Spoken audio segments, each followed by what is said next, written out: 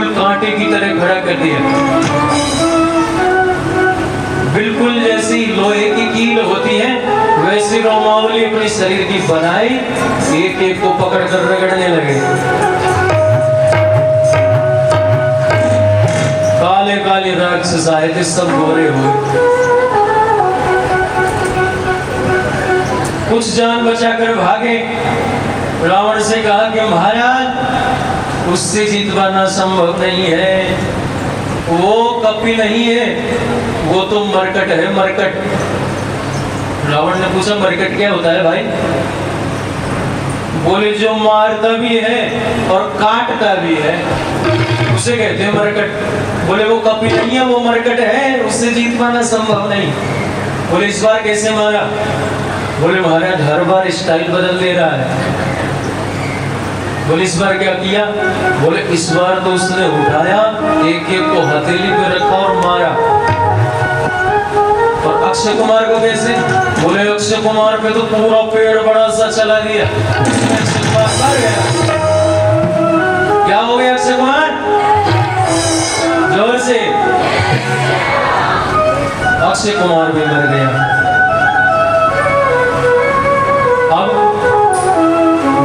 खड़ा हुआ, पिताजी मुझे आज्ञा दो, मैं जाता हूँ, मैं देख के आता हूँ ये कौन है कपी, ऐसा कौन सा कपी है। अब मेघनाथ ने जाने से पहले पूछा। मेघनाथ के साथ गए महाभट, पहले भट गए फिर सुभट गए, अब मेघनाथ के साथ गए महाभट। महाभटों से उन्होंने पूछा कि भैया ये हनुमान मारता कैसे है? बोले महाराज कभी तो पेड़ चला देता है, कभी कैसे। अच्छा तो पेड़ चला के मारता हो ये? बोले इस भरोसे मत रहना। क्यों? बोले हर बार स्टाइल बदल रहा है, कोई पता नहीं आपको कैसे मारेगा। इस भरोसे मत रहना, आपको किस तरीके से मारेगा ये पता नहीं, कैसे भी मार सकता है, क्योंकि हर बार स्टाइल बदल रहा है। मेघनाथ जी गए, दूर से मेघनाथ जी आते हुए दिखाई दिए तो हनुमान जी ने क्या किया? वृक्ष से उखाड़ा और मेघनाथ की तरफ फेंका। लेकिन मेघनाथ तो जानता था ये वृक्ष फेंकेगा, उड़ करके मेघों के बीच जाके छुप गया। मायावी था, इसलिए इसका नाम था मेघनाथ। ये गायब होके भाग गया। हनुमान जी ने फिर सुभटों को, महाभटों को पकड़ा और पकड़ करके फिर रगड़ने लगे शरीर पे। जो रगड़े सारे जो काले कलूटे महाभट आए थे, सब चिल्ला करके चिल्लाने लगे बचाओ बचाओ बचाओ।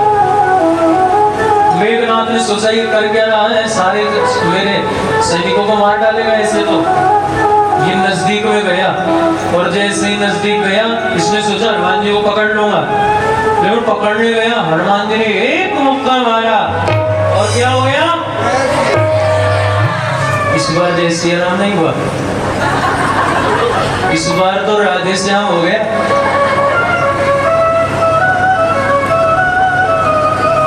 मेघनाथ को जोर से एक मुक्का मारा, ये बेहोश होकर वहीं गिर गया।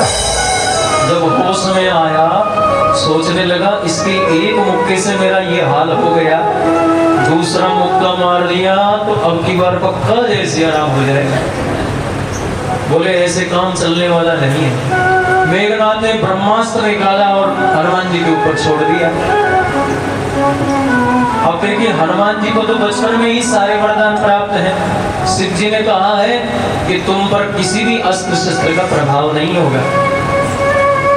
हनुमान जी में ब्रह्मास्त्र का भी प्रभाव नहीं होता, लेकिन हनुमान जी ने सोचा अगर ब्रह्मास्त्र फेल हो गया तो ब्रह्मास्त्र की महिमा खत्म हो जाएगी। तो ब्रह्मास्त्र की महिमा को बनाए रखने के लिए हनुमान जी ने मूर्छित होने का नाटक किया। बोलो जय सिया राम। मूर्छित होने का हनुमान जी ने नाटक किया। क्या किया? आंख बंद की और गिर गए। और गिरे भी देखो खाली जगह नहीं गिरे, जहां महाभट खड़े थे उनके ऊपर गिर गए। दो चार को ऐसे गिर के मार दिया दाब के अपने नीचे। अब मेघनाथ नीचे आया, इसने कहा कि चलो पकड़ो इसको, उठाओ और रावण पिताजी के पास ले चलो। ये सब हाथ जोड़े, महाराज हमको इसने रगड़ा है क्योंकि हम ही जानते हैं शरीर में कितनी वेदना हो रही है, पूरा शरीर चरचरा रहा है।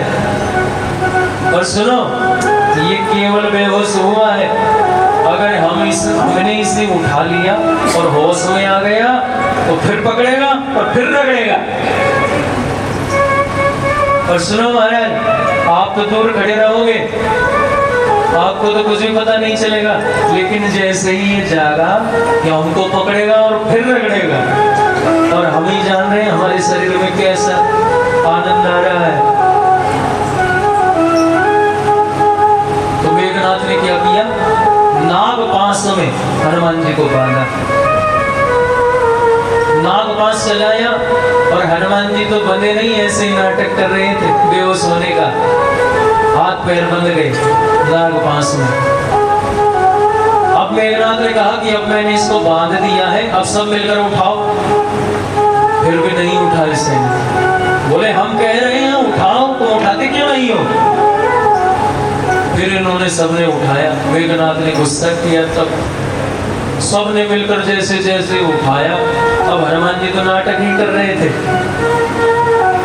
अचानक से आंख खोल ली, उठाकर ये जा रहे थे, तो जो उठाते समय पीछे लगा था सिर के पास सैनिक, उसने देखा कि भाई ये तो जाग रहा है।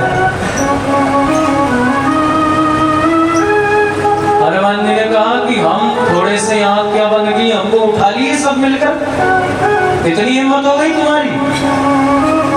ये कहने लगा महाराज माफ कर दो महाराज, मैं कसम से कहता हूँ ये मेघनाथ ने हमसे जबरदस्ती उठवाया है, मैं तो उठा ही नहीं रहा था, मैं कसम से कह रहा हूँ मैं नहीं उठा रहा था। महाराज रगड़ना मत।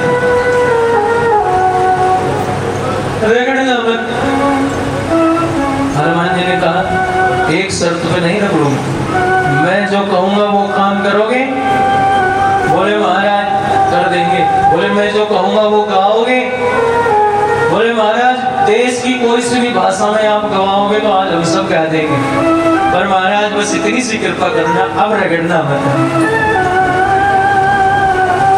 हनुमान जी ने क्या किया, तो फिर बोले गाओ मेरे साथ, जय सिया राम जय जय सिया राम, जय सिया राम जय जय सिया राम, जय सिया राम जय जय सिया राम, जय सिया राम जय जय सिया राम, जय सिया राम जय जय सिया राम, जय सिया राम जय जय सिया राम, जय सिया राम जय जय सिया राम, जय सिया राम जय जय सिया राम, बोलो जय सिया राम जय जय सिया राम, जय सिया राम जय जय सिया राम, जय सिया राम जय जय सिया राम, जय सिया राम जय जय सिया राम।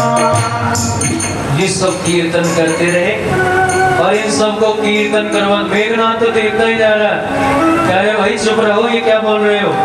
और ये कहते हम नहीं रुकेंगे, इनको पता है अगर चुप हो गए तो ये फिर पकड़ेगा और फिर रगड़ेगा, और हम तो बिना बात ही रगड़े जा रहे हैं। रावण के पास पहुंचे, महल में भी केवल यही आवाज लग रही, सारी सैनिक जय सिया राम जय जय सिया राम, जय सिया राम जय जय सिया राम, जय सिया राम जय जय सिया राम, जय सिया राम जय जय सिया राम। महल में पहुंच गए, रावण ने ललकारा, हे कपी कौन है तू? हनुमान जी ने रावण को खूब समझाया, लेकिन रावण कहाँ समझने वाला है, नहीं समझा, उल्टा कपी को ही गाली निकालने लगा, हनुमान जी को ही उल्टा सीधा कहने लगा, तेरे राम जी ऐसे, तेरे राम जी ऐसे। हनुमान जी ने इसको खूब समझाया, और अभिमानी व्यक्ति को सच में समझाना बहुत मुश्किल है। अभिमानी व्यक्ति को आप कितना ही समझा लो, संत हमको खूब समझाते हैं, यहाँ भी हनुमान जी संत हैं, रावण को समझा रहे हैं समझ जा, लेकिन रावण समझने को तैयार नहीं है। रावण ने आदेश दिया, अंग भंग करी पठियों बंदर, बोले इस बंदर के अंग भंग कर दो। हनुमान जी ने सोचा अंग भंग के लिए तो कहा, लेकिन कौन सा अंग भंग कर दो, ऐसा नहीं कहा। और सोचा कि कहीं इसको याद आ गया कि लक्ष्मण जी ने शूर्पणखा की नाक काटी थी, इस कपिली की नाक काट दो, नाक कटा करके भेज दो। और क्या सच में मैं राम जी का यहाँ संदेश लेकर के जो आया हूँ, राम कार्य करने के लिए आया हूँ, भगवान का भक्त बन करके आया हूँ, और भगवान का भक्त नाक कटा कर जाएगा तो क्या अच्छा लगेगा? समाज क्या मानेगा उसको? फिर हनुमान जी ने क्या किया, अपनी पूंछ को पकड़ा और पूंछ को चूमने लगे। रावण ने सोचा कि ये बंदरों को पूंछ बहुत प्यारी होती है, तो इन्होंने क्या किया, तेल गोरे पट बांध घुनी पावक देव लगाए। बोले इस बंदर की पूंछ में तेल में डुबो डुबो कर कपड़े लपेटो और आग लगा दो। ऐसा ही किया। अब देखो राक्षसों की बुद्धि उल्टी चलती है। राक्षस, रावण तो कह रहा है तेल में डुबो कर कपड़े लगाओ, राक्षस कहते हैं हमारे पास क्या घी की कमी है? घी की क्या कमी है हमारे पास? तो राक्षसों ने घी में कपड़े डुबो डुबो करके लगाना चालू किया। सारे कपड़े लगा दिए पूरी लंका के, घी भी खत्म हो गया। अब देखो राक्षस लोग क्या करते हैं, कोई भी काम करते पूछ पूछ कर करते हैं। हनुमान जी से आए, पूछने लगे भैया एक बात बताओ, तेल तो अब खत्म है, घी तो खत्म हो गया है, आप कहो तो तेल लगा दें, हम तेल में डुबो डुबो कर लगा दें। हनुमान जी कहा कि भाई जैसी तुम्हारी श्रद्धा हो वैसे लगाओ।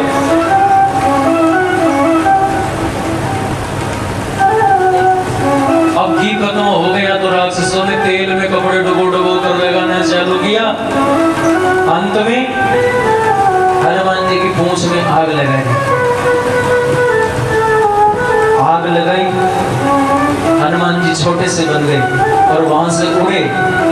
उड़ करके सोचने लगे कि लंका जलने का संकेत मुझे मिला था कि लंका को जलाकर चलेगा कपी, कपी आएगा और लंका को जलाएगा।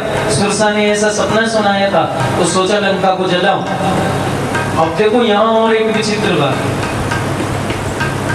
आप बताओ लंका किस धातु की बनी थी? अब सोने में आप आग लगाओगे तो जलेगा क्या? बताओ, फिर लंका कैसे जल गई? हनुमान जी आग लगा रहे हैं लेकिन लंका नहीं जल रही। सोचने लगे ये क्या बात हुई, लंका क्यों नहीं जल रही? प्रभु का तो यही संदेश था कि लंका जलेगी, अब जल नहीं रही है। ध्यान लगा कर देखा, ध्यान लगाया तो पता चला रावण ने शनि महाराज को कैद कर रखा है अपने बस में। और कहां बिठा रखा है? अपने सिंहासन पे, जहां नीचे पैर रखता है शनि महाराज पे पैर रखता है वो। ध्यान लगा के देखा कि बोले जब तक शनि महाराज यहाँ है तब तक आग लगने वाली नहीं है। तुरंत गए और शनि महाराज को वहां से मुक्त किया। शनि महाराज ने बताया कि भैया तुम चाहे कितनी कोशिश कर लो, लंका ऐसे नहीं जलेगी जब तक मैं लंका में हूँ। तो कैसे जलेगी? बोले मैं जब यहाँ से चले जाऊंगा तब जलेगी। तो बोले तुम जाओ जल्दी से। बोले जाऊं कैसे? रावण मेरे ऊपर पैर रखता था और पैर रखने के कारण मेरा पूरा शरीर लहूलुहान हो रहा है, घायल है, मैं चल नहीं सकता, बिल्कुल निर्बल हो गया हूँ, चल नहीं पा रहे हैं शनि महाराज। तो हनुमान जी ने क्या किया? सरसों के तेल का लेप किया उनके शरीर पर। इसीलिए शनिवार को सरसों का तेल हनुमान जी चढ़ाया जाता है, उससे उनको शांति मिलती है। उनके शरीर में जो जलन हो रही होती है उससे उनको शांति मिलती है। इनको थोड़ी शांति मिली, शनि महाराज को, ये चलने लगे लेकिन चल नहीं पा रहे थे। हनुमान जी ने सोचा ऐसे धीरे धीरे ये जाएंगे तो पता नहीं कितने समय में लंका से बाहर जाएंगे। हनुमान जी ने क्या किया? शनि महाराज को उठाया, उठाकर भारत भूमि की तरफ फेंका। इतने वेग से फेंका कि मध्य प्रदेश के मुरैना में शनि पर्वत नाम से जगह है, वहीं पर आकर शनि महाराज गिरे। और जैसे ही गिरे तो हनुमान जी ने केवल पूंछ लंका के बिल्कुल टच ही की, इतने में पूरी लंका दग्ध हो गई। पूरी लंका अपने आप जलने लगी और सोने की बनी लंका भी राख हो गई जलकर।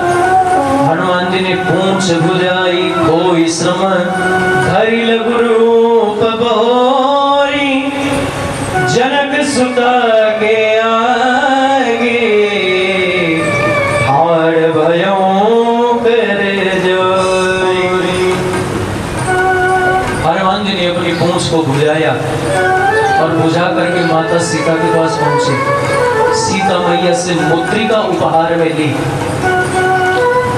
अब देखो हनुमान जी जब लंका से आए ना तो केवल मुद्रिका नहीं लाए, एक और चीज लाए। क्या है वो चीज बताओ? चूड़ामणि लेकर के आए सीता जी की। देखो मैं भी मुद्रिका ही कह रहा हूँ, लेकिन देखो ये बिल्कुल एक्टिव होकर बैठे हैं यहाँ पे। ताली बजाओ एक बार सब।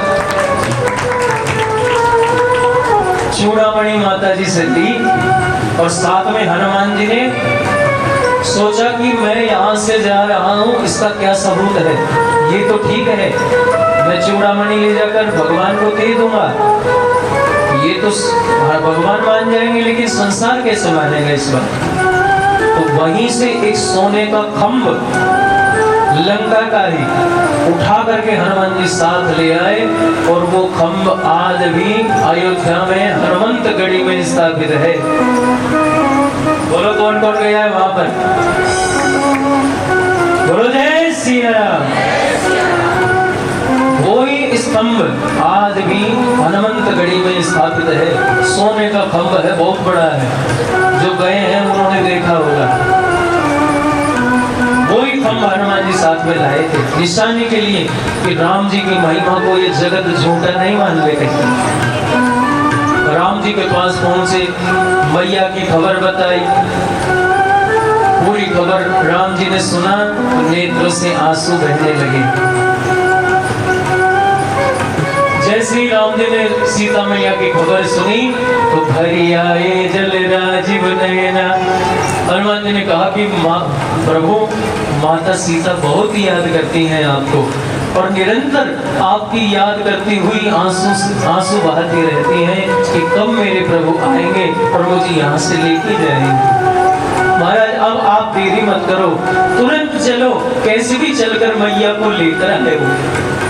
तब राम जी तुरंत चले, सारी सेना को लेकर और सेतु निर्माण किया। अब देखिए सेतु निर्माण में बड़े बड़े पत्थरों की आवश्यकता हुई, बड़ी बड़ी शिलाओं की। तो हिमालय पे एक शिला हनुमान जी को दिखाई दी, जो राम अवतार में ही वो वैकुंठ से गोलोक से नीचे आई थी कि राम अवतार में मैं भी सौभाग्य प्राप्त करूंगा। उस शिला का नाम है गोवर्धन पर्वत। हिमालय पे 7 कोस का बड़ा सा पत्थर हनुमान जी को दिखाई दिया। हनुमान जी ने सोचा कि इससे तो सेतु बनाना बहुत सरल हो जाएगा, 7 कोस का काम 1 मिनट में हो जाएगा। हनुमान जी तुरंत गए गोवर्धन पर्वत के पास, गिरिराज को उठाने का प्रयत्न किया, लेकिन गिरिराज उठे नहीं हनुमान जी से। तब हनुमान जी ने कहा कि हे गिरिराज पर्वत, मैं आपको प्रभु कार्य के लिए ले जा रहा हूँ, प्रभु श्री राम के कार्य के लिए। जैसे ही गिरिराज पर्वत ने ये सुना तो उन्होंने कहा कि हनुमान जी तुरंत ले चलो, लेकिन एक ही शर्त पे मैं चलूंगा, मुझे प्रभु के दर्शन आप जरूर करवाओगे। हनुमान जी ने कहा मैं जरूर करवाऊंगा। हनुमान जी ने गिरिराज को उठा करके चल दिए, मथुरा तक पहुंचे। तब तक राम जी का आदेश आया कि सेतु का काम पूरा हो गया है, जो जहां पर जिसने शिला उठाई है उसे वहीं स्थापित कर दो। हिमालय से हनुमान जी गिरिराज जी को उठाकर लाए और मथुरा में लाके स्थापित कर दिया। और गिरिराज जी से कहा कि महाराज प्रभु का संदेश आया है कि वो सेतु का कार्य पूरा हो गया, मैं आपको ले जाता। लेकिन उन्होंने एक बात और कही है कि जिसने जो पत्थर हाथ में लिया है उसे वहीं पर स्थापित कर दो। तो मुझे प्रभु की आज्ञा की वजह से आपको यहीं रखना पड़ेगा, लेकिन मैं आपको वचन देता हूँ प्रभु से आपको जरूर मिलाऊंगा। गिरिराज जी के आंसू निकलने लगे। फिर भगवान ने उनको मन में ही दर्शन देकर कहा कि हे गिरिराज, मैं तुमको जब कृष्ण जन्म लूंगा तो पूर्ण रूप से कृतार्थ करूंगा, तब मैं तुमको पूर्ण रूप से कृतार्थ करूंगा, तुम्हारी पूरी संतुष्टि करूंगा, ग्वाल वालों के साथ आऊंगा और तुम्हारे साथ खूब आनंद से रहूंगा। तो वही गिरिराज महाराज आज मथुरा में विराजमान है। बोले गिरिराज महाराज की। देखिए ये है गिरिराज जी की महिमा। अब समुद्र से पार हो गए। अहि रावण आया, राम जी का हरण करके ले गया।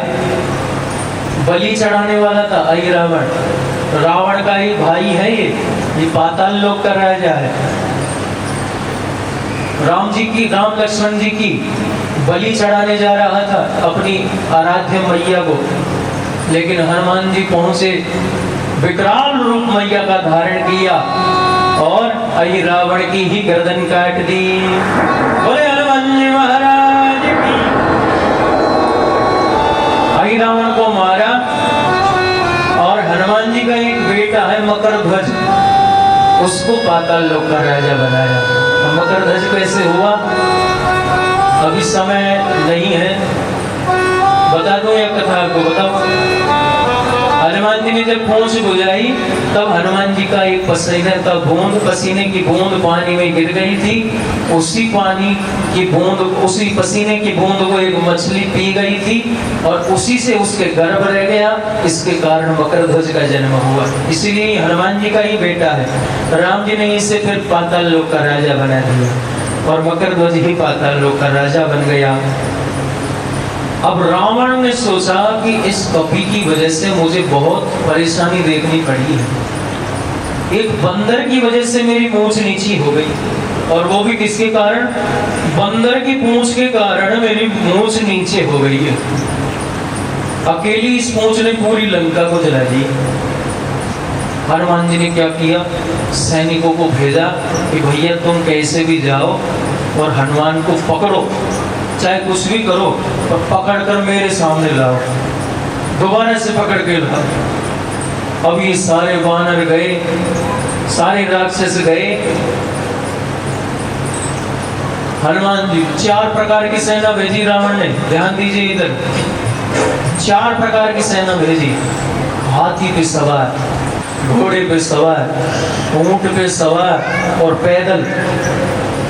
4 सेनाएं गई हनुमान जी को पकड़ने के लिए। लेकिन हनुमान जी ने क्या किया? तुरंत बड़ा सा रूप बनाया और हाथी को उठाकर हाथी पे पटका और हाथी से ही उठाकर सबको मारने लगे। अब बताओ, गदा से तो 1-2 मरते और हाथी उठाकर घुमाने लगेंगे तो कितने मरेंगे?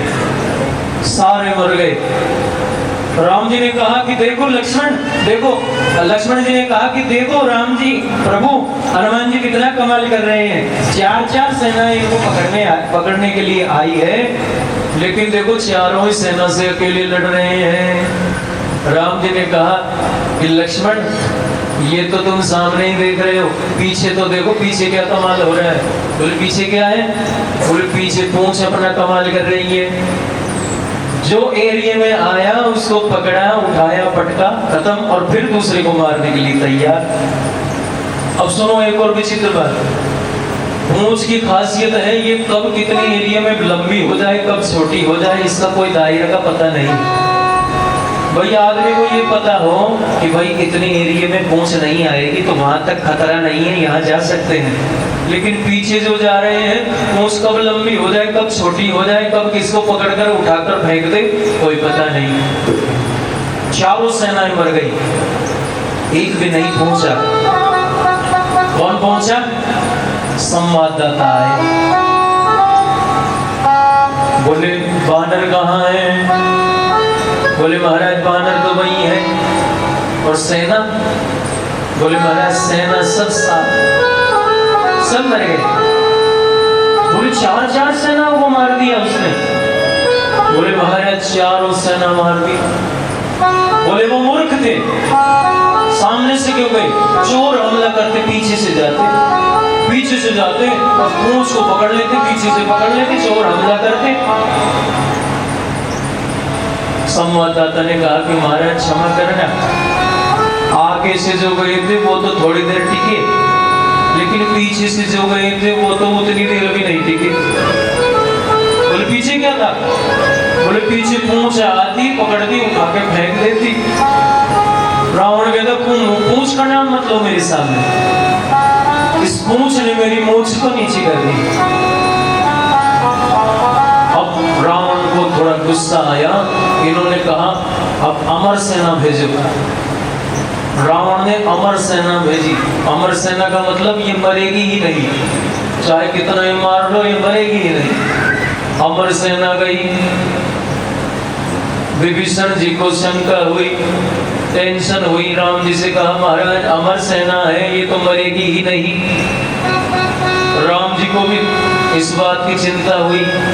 राम जी ने सोचा कि मैंने प्रतिज्ञा की है निशिचर हीन करूं वही, कि मैं इस धरती को निशिचरों से हीन कर दूंगा, और ये है अमर सेना, इससे मैं कैसे मार पाऊंगा? तो मेरी प्रतिज्ञा तो झूठी हो जाएगी। हनुमान जी ने कहा महाराज आप दास को आज्ञा दो, कल एक भी नहीं बचेगा। हनुमान जी से राम जी ने कहा हनुमान जी ये अमर सेना है, मरेगी नहीं, अमर है वो, इनको ब्रह्मा जी ने वरदान दिया है अमरता का। हनुमान जी बोले कि महाराज हम भी अमर है, हमको हमारी मैया ने वरदान दिया है अजर अमर गुण निधि सुध हो, हम भी अमर है। लक्ष्मण जी बोले कि महाराज इनको ही जाने दो, ये अमर की लड़ाई बढ़िया है। हनुमान जी चले गए। ध्यान दीजिए, हनुमान जी गए, अब हनुमान जी कुछ करे ही नहीं। किसी ने कहा कि महाराज कुछ तो करो, कुछ तो करो। हनुमान जी बोले जब ये मरने ही नहीं है, पता है कि मरेंगे ही नहीं, तो करने से क्या फायदा? नहीं बोले महाराज कुछ तो करो। हनुमान जी ने क्या किया? लंबी सी पूंछ बढ़ाए और जितने भी अमर सेना थी सबको एक साथ लपेटा, और लपेट करके हनुमान जी ने इतनी जोर से फेंका, आकाश में इतने जोर से फेंका कि ये जाते ही जा रहे हैं और ऊपर और ऊपर। अब ध्यान दो, मरने वाला तो ये सोच लेता है कि ज्यादा से ज्यादा क्या होगा, मरेंगे, लेकिन जो नहीं मरता उसको ज्यादा डर लगता है कि पता नहीं जा तो रहे हैं पर कहाँ जा रहे हैं पता नहीं। ये सोचने लगे और ऊपर, इतने में और ऊपर जाते जाते पृथ्वी के गुरुत्वाकर्षण शक्ति से बाहर हो गए। हनुमान जी ने कहा अब गुरुत्वाकर्षण शक्ति से तुम बाहर हो गए हो, नीचे तो तुम आ नहीं सकते, अब खूब अमर बने रहो। और राम जी की भी प्रतिज्ञा पूरी हो गई, निशिचर हीन करो वही, धरती पे तो तुम आ नहीं सकते, खूब अमर बने रहो। संवाददाता पहुंचे रावण के पास। रावण ने कहा कपि कहाँ है? बोले महाराज कपि तो वही है। और सेना? बोले महाराज ये तो कैसे कह दें कि मर गई, पर हाँ गई, मरी तो नहीं पर गई। हमने उसको जाते देखा पर वो मरी कि नहीं वही पता नहीं, पर गई। अमर सेना को मार दिया इसने, कहाँ चली गई? बोले महाराज पता नहीं कहाँ चली गई। रावण ने सोचा एक बार मैं ही चलकर इस कपि की पूंछ को ही उखाड़ डालता हूँ। अब तक मैं सबको भेज रहा था, अब इनसे काम बनने वाला नहीं है, मैं ही चलूं और इस कपि की पूंछ को ही उखाड़ दूंगा। रावण गया चुपके से। हनुमान जी बैठे बैठे भगवान का कीर्तन कर रहे थे, बैठे थे आराम से, लेकिन ये पीछे से गया चुपके से, 20 भुजाओं के बल से इसने पूंछ को पकड़ लिया। अब किसी ने हनुमान जी से कहा हनुमान जी रावण ने तुमको पीछे से पकड़ा है, कुछ करो। बोले पीछे वाले के लिए क्या करें? जो सामने आता तो फिर कुछ करते, कोई सामने आए तो कुछ करें, पीछे क्या करें?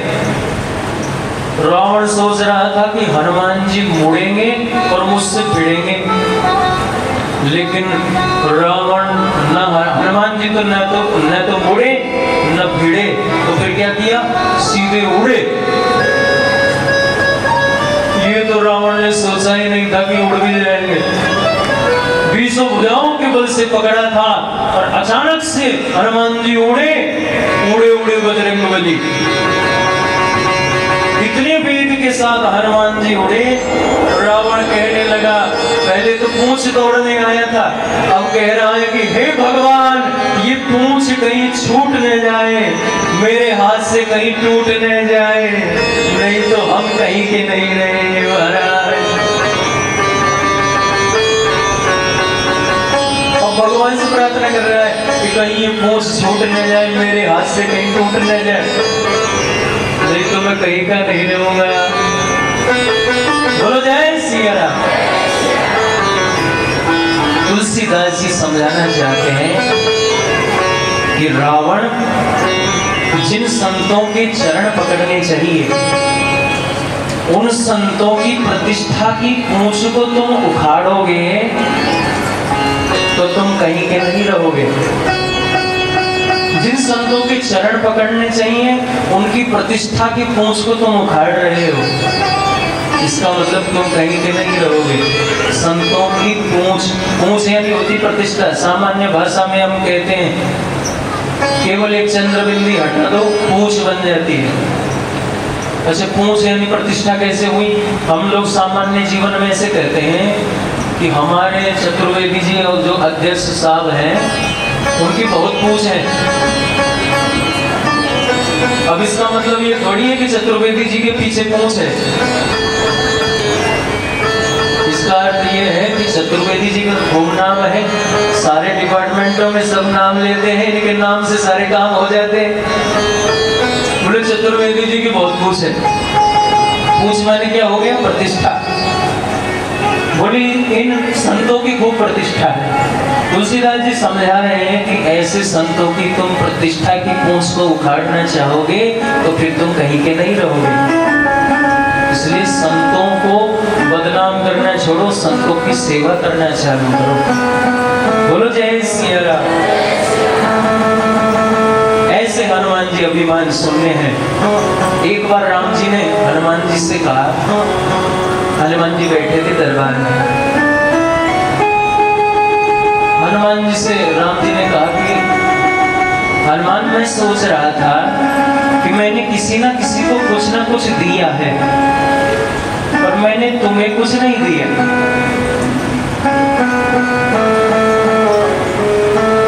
हनुमान जी ने कहा कि महाराज एक बात बताऊं, आप बुरा मत मानना। बोले क्या? बता।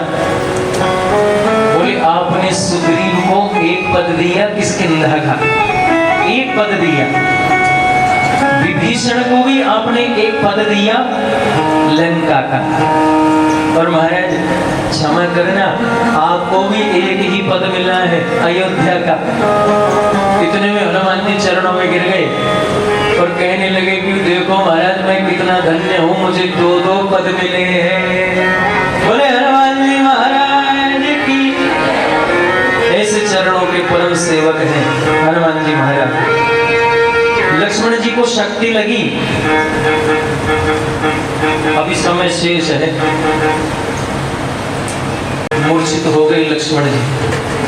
सुसेन वेद को लाए, वेद जी ने बताया कि संजीवनी बूटी जो लाएगा, और वो भी कब लाएगा? सूर्य उदय होने से पहले, तब तो लक्ष्मण जी को बचाया जा सकता है, नहीं तो बचाना संभव नहीं है।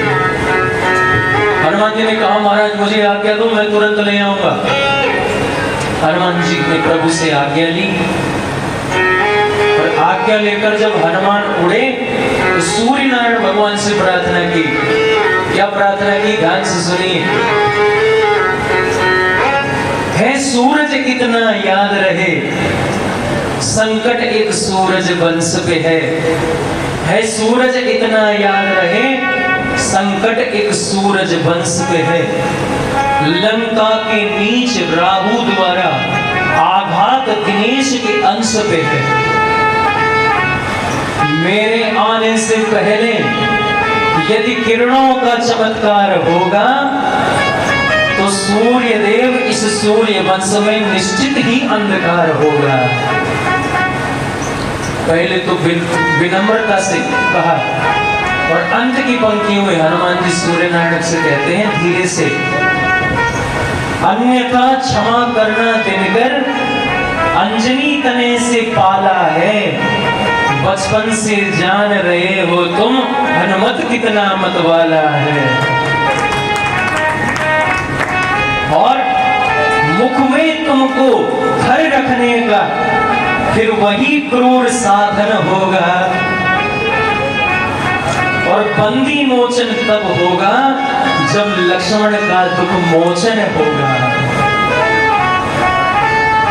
ऐसे शब्द सूर्य नारायण भगवान को हनुमान जी ने कहे।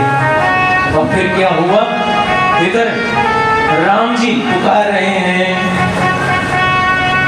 राम जी हनुमान जी को पुकार रहे हैं, गोद में लिए हुए लक्ष्मण जी को और रो रहे हैं, हनुमान जी को पुकार रहे हैं।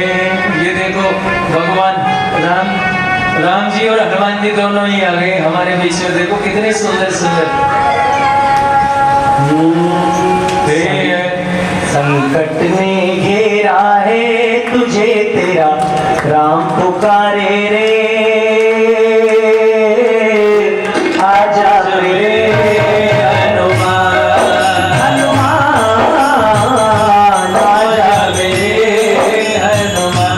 देखिए हनुमान जी महाराज आ रहे हैं, भजन भी यही चल रहा है, हम सब यही पुकार रहे हैं आजा मेरे हनुमान, और उसी समय हनुमान जी आ गए। देख लो, संकट ने घेरा है आज तुझे राम पुकारे रे, आजा मेरे हनुमान, हनुमान आजा मेरे हनुमान। भाई की मूर्छा को तोड़कर प्राण बचा ले रे, आजा मेरे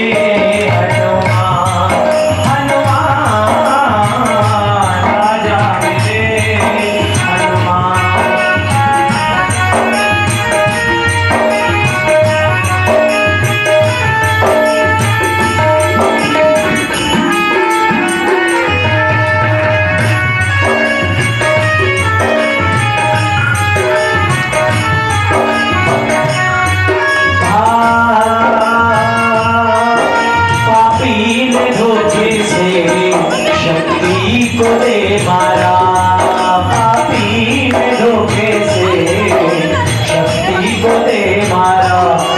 मूर्छित पड़ा देखो कैसे ये बेचारा, मूर्छित पड़ा देखो कैसे ये बेचारा। आँख में आंसू लिए तेरा राम पुकारे रे, आजा मेरे हनुमान, हनुमान आजा मेरे हनुमान। आगे चलते हैं, हमारे बीच में राम जी और हनुमान जी दोनों ही आ गए। देखो संयोग से, उस दिन संयोग हुआ तो राम जी पधारे थे, अब राम जी अकेले नहीं आए, आज समापन दिवस है तो हनुमान जी को साथ लाए हैं। और दोनों ही कैसे आए हैं, छोटे छोटे रूप बना करके।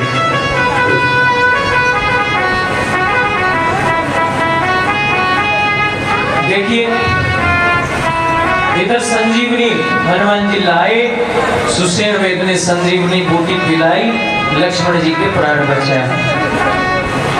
और इधर अब चलो महल में, लंका के रावण के महल में मंदोदरी रावण को समझा रही है। मंदोदरी ने रावण को खूब समझाया कि भैया तू समझ जा, ये बहुत बलशाली है। क्या कह रही है मंदोदरी, नाथ ये वो ही है रघुनाथ जिसने मारा है बाली, नाथ ये वो ही है रघुनाथ जिसने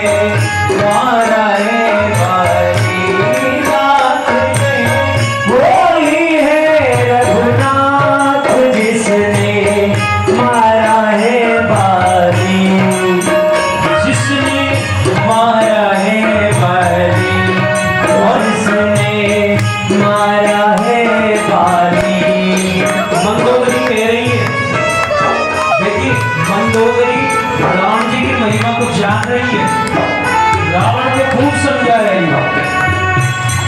नदियां जिनकी नसों का जाल है, नदियाँ जिनकी नसों का जाल है, पेड़ पौधे तन के बाल है, पेड़ पौधे तन के बाल है, काल के भी वो तो काले हैं, काल के भी वो तो काले हैं। और सीता रात काली जिसने मारा है बाली, नाथ ये वो ही है रघुनाथ जिसने मारा है बाली, नाथ ये वो ही है रघुनाथ जिसने मारा है बाली। और सुनो क्या कह रही है मंदोदरी। मंदोदरी कह रही है, वो है पर्वत आप है तिनका, वो है पर्वत आप है तिनका, नाथ विरोध न करो तुम इनका, नाथ विरोध किया है जिनका, वो है पर्वत आप है तिनका, नाथ विरोध न करो, नाथ विरोध किया है जिनका। और जग जाने हैं तीर जिनका, जग जाने हैं तीर जिनका, जाए नहीं खाली जिसने मारा है बाली, नाथ ये वो ही है रघुनाथ जिसने मारा है बाली, नाथ ये वो ही है रघुनाथ जिसने मारा है बाली। और सुनो सीता को अपना बनाने का मन छोड़ दो। सीता मंदोदरी ने रावण को खूब समझाया, नहीं समझा। तब रावण और राम जी का युद्ध हुआ। अब देखिए युद्ध में रावण कैसे मारा गया। यहाँ भी हनुमान जी न होते तो रावण को मार पाना संभव नहीं था। ध्यान से सुनेंगे इस कथा को। राम जी और रावण का युद्ध हुआ। राम जी ने रावण की 10 शीश काट दिए, लेकिन फिर भी नहीं मरा। 20 भुजाएं काट दी, फिर भी नहीं मरा। अब राम जी चिंतित हुए, ये मर क्यों नहीं रहा है। तब विभीषण जी ने एक कथा सुनाई उनको। कौन सी? बोले राम जी आपके ही वंश में रघु जी हुए थे, और रघु जी ने एक बार एक तीर रावण को मारने के लिए चलाया। वो चलाने ही वाले थे, तब तक ब्रह्मा जी प्रकट हो गए। ये पूरी कथा विस्तार से राम कथा में कभी सुनाएंगे, मौका मिलेगा तो। अभी तो हमें अपने निश्चित समय पे जहां हम पहुंचना चाह रहे हैं वहां पहुंचना है। रघु जी ने तीर चढ़ाया, ब्रह्मा जी प्रकट हुए कि महाराज रावण को मत मारो। क्यों? बोले हमने वेद वेदांगों की रचना की और उसमें हमने निर्धारित किया है कि राम जी का आपके वंश में ही राम जी का जन्म होगा, वो रावण को मारेंगे, आप मत मारो। रघु जी ने कहा कि रघुकुल रीत सदा चले जाए, प्राण जाए पर वचन न जाए। एक बात ध्यान रखो, हमने जो तीर पे अब चढ़ा, तीर बाण पे चढ़ा दिया, वो अब हम दोबारा उसमें रखने वाले नहीं है। तो बोले अब क्या करें बताओ। ब्रह्मा जी ने कहा कि महाराज ये तीर आप मुझे दे दो और मैं राम जी को दे दूंगा जब रावण को मारने की बारी आएगी। लेकिन रावण बड़ा होशियार था। ब्रह्मा जी ये तीर लेकर के चले गए रघु जी का। रावण ने और ब्रह्मा जी की तपस्या की, इतनी घोर तपस्या की। ब्रह्मा जी ने कहा वरदान मांगो, तो इसने वरदान में वही अमोघ तीर मार लिया जिस जिससे ये मरने वाला था, इसका नाम है मृत्यु बाण। रावण को पता चला मेरा मृत्यु बाण ब्रह्मा जी के पास है, ब्रह्मा जी से वो वरदान में मांग लिया और क्या किया, अपने महल में ले गया और केवल इस बात का मंदोदरी को ध्यान था, इसके अलावा किसी को पता नहीं था। विभीषण जी ने कहा कि जब वो तीर लेके आया ना, इस बात का तो मेरे को पता है कि वो तीर लंका में ही है, पर वो कहाँ है इसका मुझे पता नहीं है। रावण वो तीर लाया, एक दीवार में चिनवा दिया और उस दीवार की रोज पूजा करता था, दिया बत्ती करता था, लेकिन इसका रहस्य केवल मंदोदरी को पता था। अब जैसे ही ये घटना राम जी को बताई, सब चिंतित तो हो गए कि भैया उस तीर का कैसे पता चलाया जाए, क्योंकि मंदोदरी से मांगेंगे तो अपने ही पति को मारने के लिए कोई भी स्त्री उस तीर को नहीं देगी। कौन सी ऐसी स्त्री है वो कह दे कि ये ले जाओ, मार दो मेरे पति को, जाओ। मंदोदरी देने वाली नहीं है। तब भी हनुमान जी आए, बोले महाराज हमें आज्ञा दो, दास को आज्ञा दो, हम जाते हैं।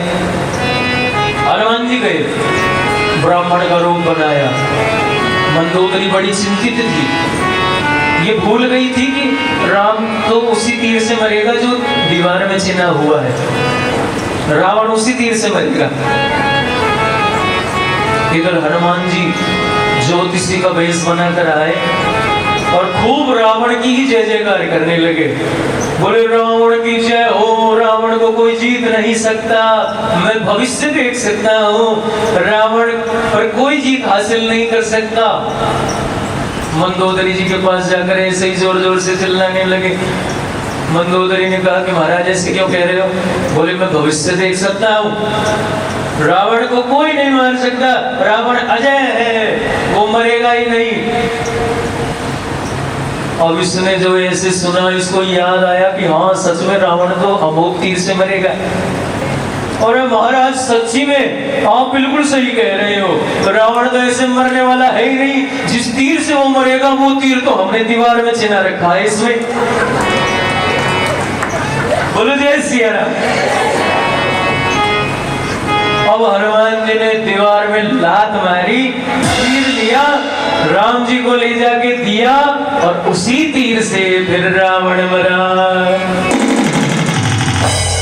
क्या हुआ? जोर से ऐसे रावण मारा गया। अब भक्त देखो, हरि अनंत, हरि कथा अनंत। हनुमान जी की कथाओं को 3 दिन में कह पाना संभव नहीं है। एक छोटी सी कथा और सुन लो, उसके बाद में आगे हम चलेंगे थोड़ा सा।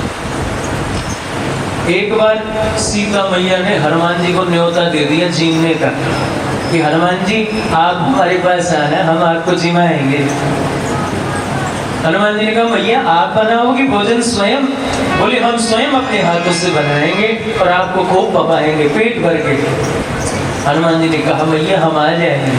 हनुमान जी आए तो मैया ने पूरी प्रजा के लिए भोजन बनाया कि अब जब बनाई रही हो तो सबको भोजन कराया, मिलना चाहिए, सबको प्रसादी मिलनी चाहिए।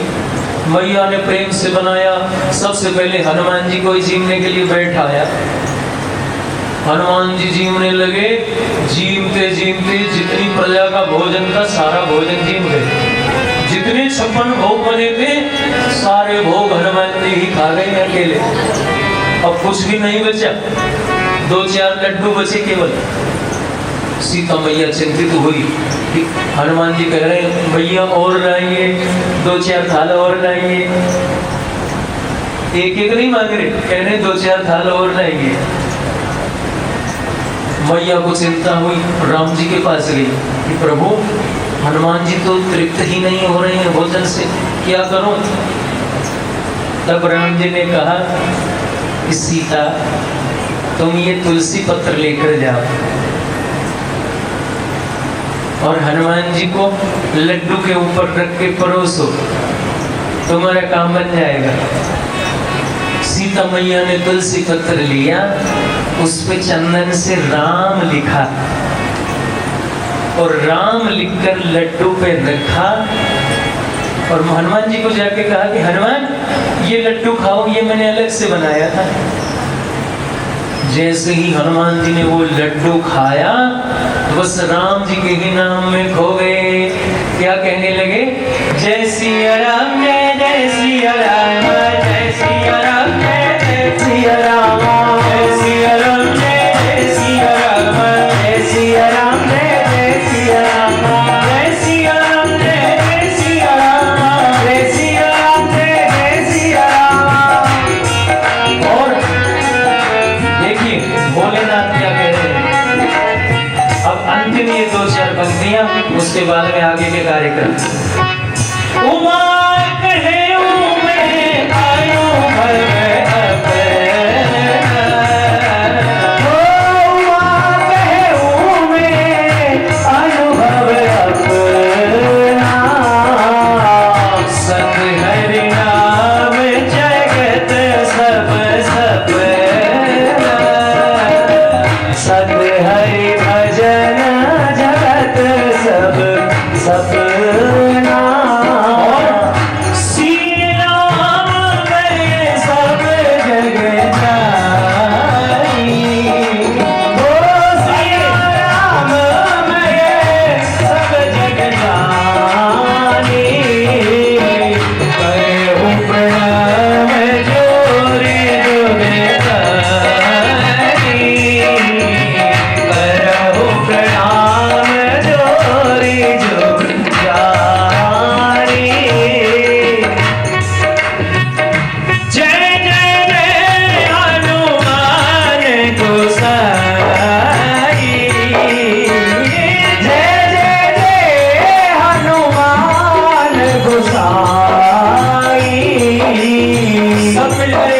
हनुमान जी से प्रार्थना करेंगे और आवाज आनी चाहिए सबकी।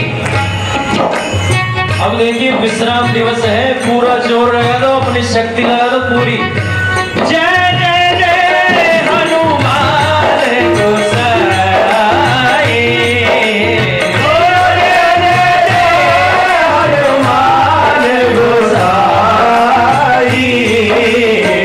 कृपा करो गुरुदेव की नाई,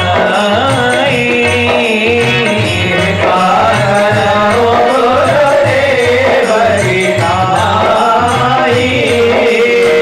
कृपा करो गुरुदेव की नाई। बोले सियावर रामचंद्र भगवान की जय हो। जय जय सीताराम, जय जय राधे श्याम। आप सभी लोग धन्यवाद के पात्र हैं। मेरे को पता लगा महाराष्ट्र से कि साहब 15 दिन बाद में हनुमान कथा हो रही है, तो मैंने सोचा अभी तो 15 दिन पहले अपन ने भागवत कथा कराई है और यहाँ हनुमान कथा में लोग कहाँ से आएंगे। लेकिन आपका अपार समय देख के और संख्या को देख के बड़ा आनंद हुआ कि आपका महिला शक्ति का मुझे बड़ा आनंद हुआ कि यहाँ भी ऐसे कार्यक्रम होते हैं, वहाँ अधिक से अधिक संख्या में पधार रहे हैं। महाराज श्री बड़े आनंद से हर कथा को मैं आपका एक परिचय दे दूँ। महाराज श्री गोल्ड मेडलिस्ट हैं संस्कृत विद्यालय, केंद्रीय संस्कृत विद्यालय से आपने ज्योतिषाचार्य में और कुंडली में गोल्ड मेडल राजस्थान में प्राप्त किया है। आपका वेदों का और अध्ययन है और संस्कृत का अद्भुत अध्ययन है। हम अभी तक जो कथा सुनते आ रहे हैं तो आम लोग जो कथा बातें करते आ रहे हैं वो सुनाते हैं, लेकिन ये इनकी कथा में जो रस मिलता है वो आम कथावाचक में नहीं प्राप्त हुआ। मैं भी कथा से कभी तो जुड़ा हुआ हूँ और बहुत सुंदर तरीके से कथा। देखिए इनकी दूसरी कथा है, एक कथा हमने बड़े पाठ में कराई है और दूसरी कथा यह है। देवी नंदन की समिति के सभी सदस्य बड़े धन्यवाद के पात्र हैं कि उन्होंने बहुत कम समय में बहुत सुंदर कथा का आयोजन किया है। अब मैं समिति के सभी से अनुरोध करूँगा, आपने 3 दिन तक कथा से सुनी है। सभी लोग बारी से पहले समिति के सदस्यगण माताश्री का जो है तिलक लगाएंगे और जो भी भेंट स्वरूप देना चाहे दीजिए। और सभी लोग आए हैं, भेंट कोई जरूर नहीं दे, लेकिन आप महाराष्ट्र के आगे तिलक करें और सब बारी से आके अपने स्थान बैठे।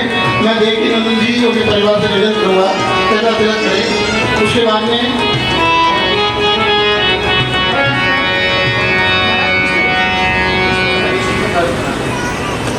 हरि की कथा सुनाने वाले, गोविंद के गुण गाने वाले, तुमको लाखों प्रणाम, तुमको लाखों प्रणाम, तुमको लाखों प्रणाम, तुमको लाखों प्रणाम।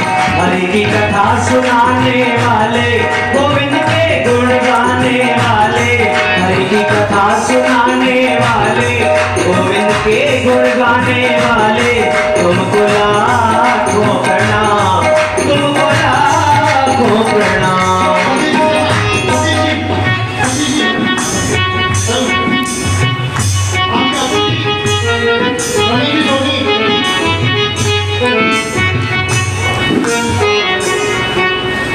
देखिए सभी की पदाधिकारी का नाम बोल रहा हूँ। श्रीमान देवी जी, नंदन कली, सतीश जी शर्मा, अतुल जी अग्रवाल, रमेश जी सोनी और श्रीमान केशव जी शर्मा मंदिर के महाराज का स्वागत करेंगे केशव जी का। और बात देखिए, हमारे 3 दिन कथा में हमारे जो वाद्य बजाने वाले सभी कार्यकर्ता बहुत अच्छी तरीके से लय से बात कर दिया, उनका बहुत बहुत धन्यवाद। मैं महाराज सर्वत करूँगा कि उनका भी जो है दुपट्टा पहन के माला मैंने स्वागत करें। अब मैं आपसे निवेदन करूँगा, ये पदाधिकारी करने के बाद में सब अपने स्थान में बैठते हैं और बारी बारी से आके और मतलब एक से इकट्ठा नहीं हो, अपने स्थान में बैठे और तेज लगाए।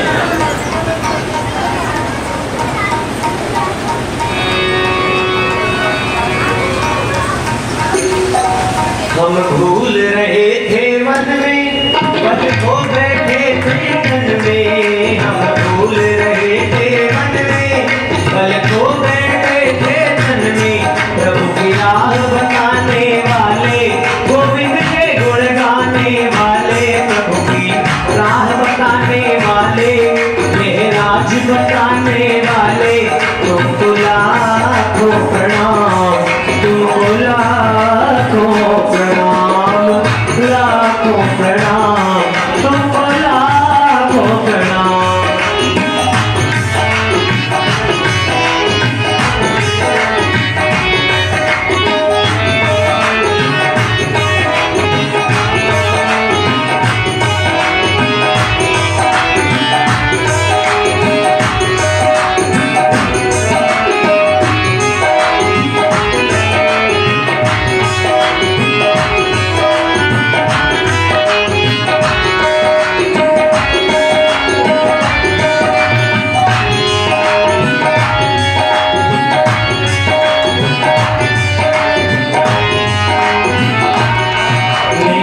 खुशियों का प्याला जा रहे थे विशेष दवे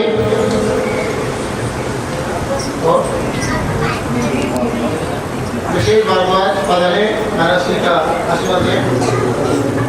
देखिए, मैं आपको एक और बात बता दूं, जो मैं इस गद्दी तक पहुंच पाया हूँ ना, इसमें हमारी जो ठेकेदारनी माता जी है ना, उनका बहुत सहयोग रहा है। श्रीमान बीपी अग्रवाल जी का भी बहुत, ये भी मेरे पीछे बहुत पड़े रहते थे कि राजा भैया आप कथा चालू करो, और इन्होंने ही मेरे द्वारा सुंदरकांड चालू करवाई। और वहाँ आप सभी भक्तों की कृपा से पहले कथा दीपलोक में मालेश्वर महादेव मंदिर में मेरी, एक बार इनके लिए जोरदार ताली।